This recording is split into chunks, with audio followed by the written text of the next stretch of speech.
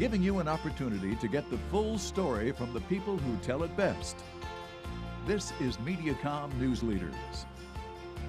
Hello, everyone, and welcome to Mediacom News Leaders. Thanks for tuning in. I'm Carol Kelly. Joining us today, the Executive Director of the African American Museum of Iowa. We've got LaNisha Cassell. LaNisha, welcome. Thank you so much. It's good to be here. Well, we have to resolve in 2019, if you haven't made it to the museum, come out and visit you. We've got lots of events that happen all throughout the year, but we do want to highlight a couple of them today. Martin Luther King Jr. Day, lots of activities happening. Yeah, we're very excited. Last year we had such a huge turnout that we were making plans to do something big this year, or for next year as well. So we're working with Veterans for Peace to have an activity which is making peace poles, and that's something that Veterans for Peace does with other organizations and individuals. So we're excited to partner with them.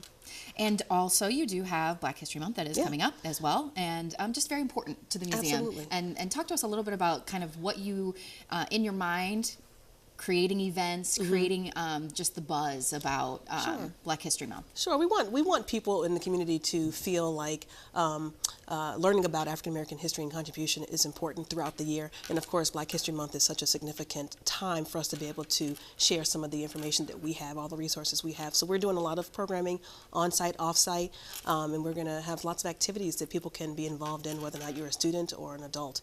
And it'll be really exciting to be able to share those resources. For those that have not walked into the museum or have not experienced it, can you talk a little bit about kind of the layout and the thought behind, you know, some of the traveling exhibits and things that are there year-round? Sure. So we have two exhibits within our gallery. The one side is our permanent exhibit, Endless Possibilities, and the other side changes every year. So right now, the current exhibit is Driven by Hope, which is about African American migration and immigration to Iowa at the end of the Civil War through the Great Depression.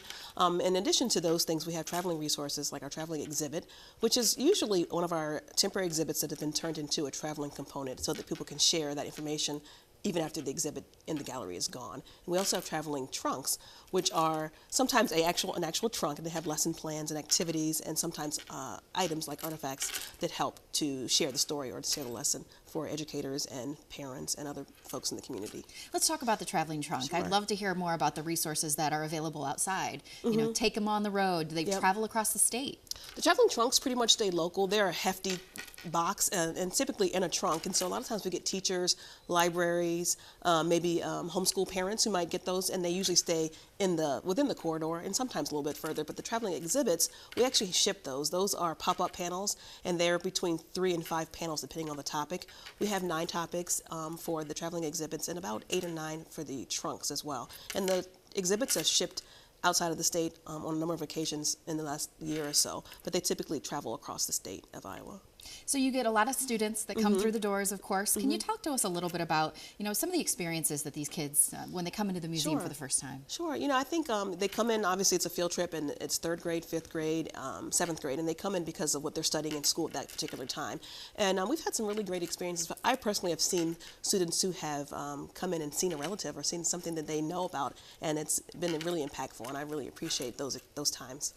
Talk to us about 2019, unique partnerships that you do have in the community. Yeah, we're going to be partnering with the Czech Museum, with maybe with CSPS.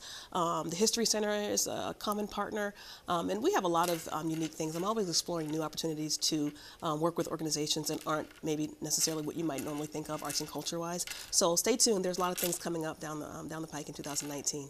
And you have a unique opportunity for students, interns, to come and join you and give some free labor. Yes, we love to partner with our local institutions and have had interns from different institutions come in and help us in our education department, our curatorial department, and even in our administrative and doing public relations and helping us in various ways. And they get credit for it, and it's such a great experience. And how does someone sign up if a student was interested in that program? Our internship opportunities are listed on our website. Awesome. In general, hours, where we can find you, and a little bit more. Sure. We're at blackiowa.org, and our hours are Tuesday through Saturday from 10 a.m. to 4 p.m.